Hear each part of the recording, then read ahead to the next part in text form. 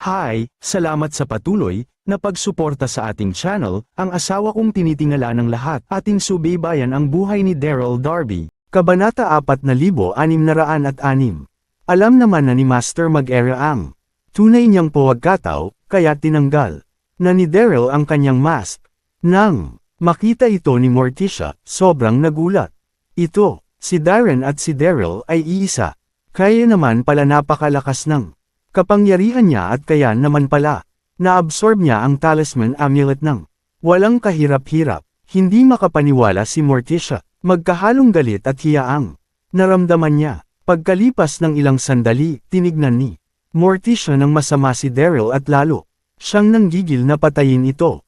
Una, tinulungan nito ang Godly Region na limasin ang Fiend Race sa Devil Sealed Mountain, at pangalawa, pinagsamantalahan siya nito. Bakit ba kasi siya bumalik? Ano bang naisip niya? Habang mas iniisip niya ang mga ginawa sa kanya ni Daryl, lalo siyang nagagalit at hindi niya mapapatawad ang sarili niya. Kung hindi siya makakaganti rito, gigil na siyang sumugod, pero bigla siyang natigilan. Hindi siya pwedeng magpadalos-dalos dahil kailangan niya pa si Daryl para makatakas. Siya na lang ang natitira sa Fiend Race, at kung mamatay siya ngayon, katapusan na talaga nila. Bago siya umalis, tinignan niya ulit ng masama si Daryl. Kung makakaligtas ka man dyan, sisiguraduhin ko sa'yong pagbabayaran mo ng sobra ang pambababoy na ginawa mo sa akin. Pagkatapos, bigla na lang siyang naglaho. Habang nagre-recover ng kanyang internal energy, biglang kumunat ang noo ni Daryl. Sino yung sumusumpa sa akin? Bulong niya, sabay tingin sa paligid. Noong oras na yun ay naglalaban pa rin ang Wild Fury at si Master Mag-era. Malinaw na dahado si Master Mag-era. Gusto sana siyang humingi ng tulong sa mga kasama niyang sundalo, pero nakita niya na malapit nang makarecover si Daryl. Kaya dali siyang sumigaw. Hulihin niyo siya. Kailangan niyang mahuli si Daryl dahil ito lang ang sinusunod ng Wild Fury. Muli, dali-daling pinalibutan ng mga sundalo si Daryl. Nagmamadaling lumipad papalayo si Daryl habang inuutusan ng Wild Fury. Pigilan mo si Mag-era. Hindi tanga si Daryl at alam niya kung ano ang iniisip ni Master Mag-era. Opo, Master, sagot ng Wild Fury.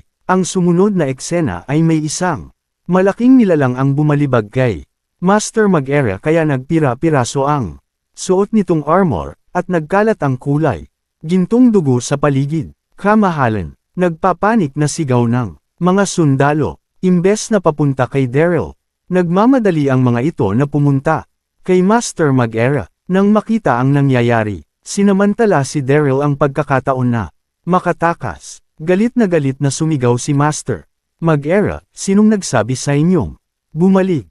Ang laking kahihiyan nito para sa kanya, bilang ang kagalang-galang na Lord General, na may kasama pang libo-libong mga sundalo. Ano na lang ang mukhang ihaharap niya sa lahat kapag kumalat ang balitang naisahan siya ni Daryl. Kabanata 4607. Galit na inutusan ni Mag-era na sugurin ang Wild Fury. Magiging malaking kawalan para kay Daryl sa oras na mamatay ang Wild Fury. At ang buong akala ni Master Mag-era ay ganun lang kadali ang iniisip niya, pero mali siya dahil ang Wild Fury ang pinaka malakas na sa apat na evil beast. Nairita ang Wild Fury sa mga sundalong umatake rito, kaya umungol ito ng sobrang lakas na sinundan ng mga naglalakihang mga kidlat na siyang umatake sa mga sundalo. Lahat ng matamaan ng kidlat ay diretsyong nagiging abo, kaya sa loob lang ng ilang minuto ay nalimas ng Wild Fury ang mga sundalong kasama ni Master Mag-era. Hindi makapaniwala si Master Mag-era at dali-dali niyang inactivate ang kanyang internal energy para gumawa ng protective shield. Tagumpay naman siyang naprotektahan nito mula sa kidlat na galing sa Wild Fury. Pero tumilapon pa rin siya. Nang maubos na ng Wild Fury ang mga sundalo ng Godly Region, wala na siyang dahilan pa para manatili doon, kaya sumunod na siya kay Daryl. Nang makita ni Master Mag-era ang nangyari, halos mahimatay siya sa sobrang galit. Baliwala ang mga libo-libong sundalo na sinama niya dahil walang nagawa ito para Pigilan si Daryl na makatakas, at, ngayon, maging ang Wild Fury ay, nakaalis na rin. Bumalik kayo sa mansyon ng mga Carter. Palibutan nyo bago pa makauwi si Daryl. Sa mansyon ng mga Carter nakatira si Daryl, kaya imposibleng hindi ito uuwi. Doon. Opo, sir. Habang lumilipad, sobrang nag-aalala si Daryl para kay Morticia, bukod sa hindi pa ito nakaka-recover, mag-isa lang din ito. Kinuha niya ang kanyang mask at muling nagpanggap na Darren bago niya hanapin si Morticia. Ang lingid sa kaalaman niya ay alam na nito ang tunay niyang pagkatao. Matapos lumipad ng mahigit 100 milya, hindi niya pa rin nakikita si Morticia. Nasaan na kaya ang babaeng yun? May nangyari ba sa kanya? Markang paywak. Sakto, may narinig siyang malakas na ungol mula sa likuran niya kaya bigla siyang napalingon. Sa malubong sa kanya, ang sugatang Wild Fury. Hindi naman ganon kaseryoso ang mga sugat nito, pero naawa pa rin dito si Daryl. Kamusta? Nanalo ka ba? Okay ka lang ba? Markang paywa tanong ni Daryl. Walang-wala ang mga sugat na to sa mga sugat na nakuha ko noon sa Infernal Shadow Prison. Master, tagumpay kong nasindak si Master Mag-era. Sagot ng Wild Fury. Maraming salamat. Matapos magamot ang sugat ng Wild Fury, pinabalik niya ito sa loob ng pendant at dali-dali siyang bumalik sa mansyon ng mga Carter. Pagkalipas ng ilang oras, sa wakas ay nakarating na rin si Daryl sa Mid-City. Sobrang tirik ng araw, pero dahil sa paglabas ng barrier ng 9 Mainland, biglang nagpanik ang lahat ng mga nakakakita nito. Nagtanda na ang mga mortal, kaya bibihira na lang ang mga lumalabas. Sa mansyon naman ng mga Carter, napapalibutan ito ng ilang mga disipulong nagpapatrol sa paligid. Kabanata 4608. Ang buong akala nila ay mawawala na ang problema nila sa oras na mawala ang Fiend Race, pero sino ba namang mag-akala na matapos mamatay ng Nine Heaven Emperor ay iluluklok naman ni Master Mag-era si Prince Othin. Nang makita ang barrier ng Nine Mainland, nagpanik ang lahat. Hindi nila alam kung kailan ba tuluyang magkakaroon ng kapayapaan ang mundo. Nagmamadaling dumiretso si Daryl sa pinto. Nang makita siya ng mga disipulo, sobrang nagulat at naging masaya ang mga ito. Daryl, nagbalik na si Daryl. Daryl, nang marinig ang hiyawan sa labas nagmamadaling lumabas maging ang mga nagmay-meeting sa loob ng lobby. Hindi maitago ni Sarah ang saya nang makita niya si Daryl. Daryl, sa wakas. Bumalik ka na, sabay yakap ng mahigpit. Akala ko, hindi ka na makakabalik. Halos maiyak si Sarah sa sobrang saya. Hinimas ni Daryl ang likod nito at nagbiro, ang lakas-lakas ko kaya, paano nila ako mapapatay? Natawa si Sarah nang marinig yun. Tinignan ni Daryl si Yvette. Yvette, masaya akong makitang buhay ka. Sobrang nag-alala si Daryl para kay Yvette noong nalaman niyang pursado itong dinala sa Godly Region.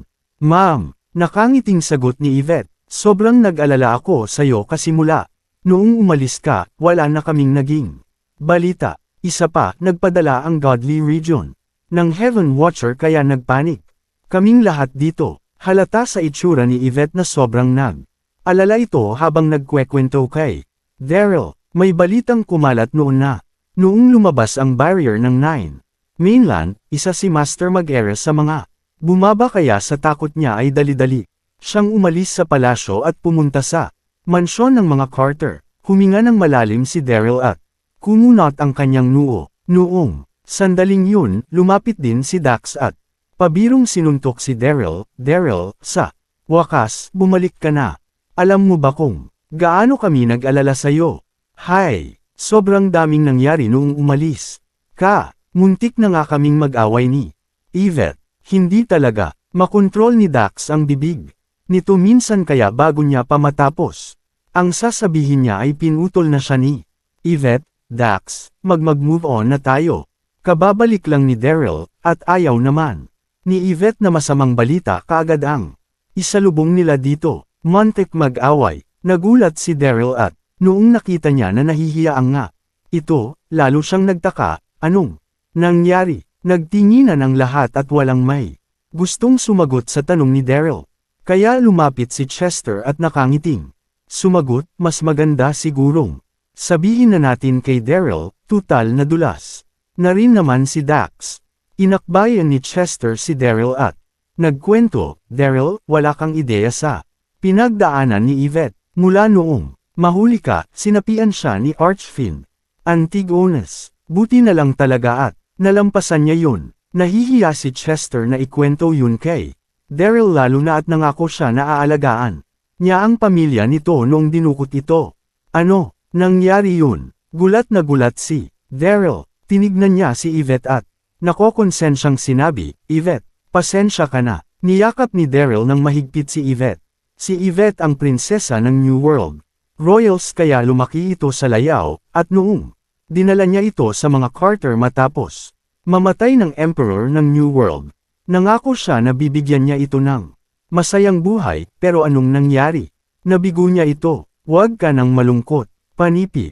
Alam ni Yvette na nagagalit si Daryl sa sarili nito dahil sa nangyari kaya hinimas niya ang likod nito. Okay naman ako, diba? Kabanata 4,609. Tumungo si Daryl at hinalikan ang noo ni Yvette. Huwag kang mag-alala, hindi na kita hahayaang pagdaanan yun ulit. Pangako niya. Sa sobrang pagka-focus niya kay Yvette, nakalimutan niyang may iba pa silang mga kasama kaya bigla itong kumawala sa pagkakayap sa kanya. Ano ka ba, ang daming nakikinig sa atin. Para kay Yvette, baliwala ang mga pinagdaanan niya dahil ang mahalaga para sa kanya ay ang bumalik ng ligtas si Daryl. Hindi napigil ang matawa ni Chester, Dax at ng iba pa habang pinapanood ang dalawa. Sige lang, ituloy niyo lang yan. Magpapanggap na lang kaming walang nakikita. Ha. Dahil sa pang-asar ng mga ito, lalong nahiya si Yvette kaya kinurot niya ng madiin si Daryl. Pagkatapos, may biglang naalala si Chester, 0 nga pala. Ang tagal mo sa Godly Region, anong ginawa mo doon? Noong nagising si Yvette mula sa pagsapi ni Archfiend Antigonus, nakutuban namin na may nangyari sa kanya, tama. Huminga ng malalim si Daryl at tumungo. Ma'am, patay na si Archfiend Antigonus. Wala na rin ang buong Fiend Race. Mahabang kwentento. Sa sumunod na 10 minuto, kwinento ni Daryl ang buong detalye. Galit na galit ang lahat ng malaman ang ginawa ng Nine Heaven Emperor kay Daryl. Sobrang nag-alala rin ang mga ito nang malamang kinulong siya sa Shadow Prison ng mga Fiend Race, pero ang lahat ay nagsaya ng kwinento niya kung paano niya natalo ang Fiend Race. Siyempre, hindi niya kwinento yung parte na bumalik si Morticia sa Fiend Race dahil hindi siya sigurado kung matutuwa ang mga ito sa ginawa niya. Hooray! Sa wakas, wala na ang Fiend Race. Haha, sinasabi ko na nga ba? May agimat talaga si Daryl. Grabe ka Daryl, natalo mo ang Fiend Race. Sobrang saya ng lahat para kay Daryl. Pare-parehas naman ang tumatakbo sa isip ni na Yvette, Yvonne, at Deborah. Napakagaling talaga ng asawa ko. Walang makakatalo. Habang nagkakasaya ang lahat, muling tumingin si Chester kay Daryl, bakit? Ginawa yun sa'yo ng Nine Mainland. Matapos mong tulungan ng Godly Region, ngumiti si Daryl at noong sisigot na sana siya at biglang nagsalita si Dax. Kailangan pa bang itanong yan? Wala, naman talagang prinsipyo yung mga Diyos na yun. Wala silang alam gawin, kundi ang gumamit ng tao. Isipin nyo, ngayon, human cultivator lang si Daryl. Pero nagawa niya ang hindi nila kayang gawin. Ang talunin ang Fiend Race. Sa tingin nyo ba kaya yun ang pride nila? Kaya hindi na talaga ako magtataka kung may mga hahabol pa dito kay Daryl. Ramdam sa boses ni Dax ang galit. Sumang-ayon naman ang lahat sa kanya. May punto si Dax. Nakatakas ako sa Sky Prison ng dahil kay Prince Oren. Nagkasundo rin kami ng Nine Heaven Emperor bago siya namatay. Sa totoo lang, minsan mahirap talagang sabihin kung sino ang tama at kung sino ang mali. Nakangiting sagot ni Daryl. Biglang natahimik ang lahat, kaya natatawang nagpatuloy si Daryl. Panipi, kahit ano pang mga nangyari, masaya ako na makita kayo ulit. Pero malakas ang kutob ko na maghihiganti sa akin si Master Mag-era at si Empress Heidi, kaya kailangan nating magtago. Lahat ng mga Carter ay marunong makipaglaban, pero kung ang mga sundalo at general ni Master Mag-era ang Makakaharap nila, baka mahirapan sila. Kabanata 4610. Bakit kailangan nating magtago, pero mamatay tayo sa kamay ng godly? Region kapag hindi tayo nagtago. Nahati sa dalawa ang opinyon ng grupo. Nang nagkakagulo na ang lahat, pumagitna si Chester, tama na. Tama, si Daryl, kailangan nating magtago, ngayong mainit tayo sa mata ng godly. Region, kailangan nating siguraduhin ang kaligtasan natin. Biglang natahimik ang lahat, sang-ayon naman sila, pero may isang problema.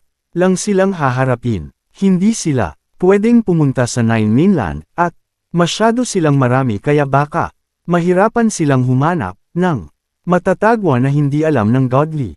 Region, bakit kaya hindi tayo pumunta sa altar ng Hidden Hero Sect? Suhestyon ni Deborah. Magandang ideya ang naisip ni Deborah. Kilala ang altar ng Hidden Hero Sect na magandang tagwan. Sumang-ayon ang lahat kay Deborah. Hinalikan ni Daryl ang noo nito at sinabi, bakit nga ba hindi ko naisip ang lugar na yun? Sige, doon tayo magtatago. Halina, kayo bago pa tayo maabyutan ni Master Mag-era. Tumungo ang lahat. Sa loob lang ng 10 minuto ay tuluyan nang nakaalis ang mga Carter sa Mid-City at sa pangunguna ni Deborah ay pumunta sila sa altar ng Hidden Hero Sect. Hindi nagtagal, muling nagpanik ang lahat ng bumaba sa kalangitan si Master Mag-era kasama ang mga sundalo at general nito. Hindi makapaniwala si Master Mag-era na nakaalis na ang mga Carter.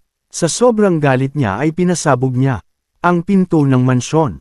Hanapin niyo si Daryl at sa pagkakataong ito, hindi na kayo pwedeng mabaigo. Sobrang bilis ng pagpunta nila sa Mid-City, pero naunahan pa rin sila ni Daryl. Pero sigurado siya na hinding-hindi ito makakawala sa kanya. Opo, Master Mag-era, sabay-sabay na, sagot ng mga sundalo at general na kasama niya na siyang yumanig sa buong Mid-City. Sa Godly Region, galit na galit si Prince Otton. Nakaupo sa tabi niya si Empress Heidi, na nanlilisik din ng mga mata.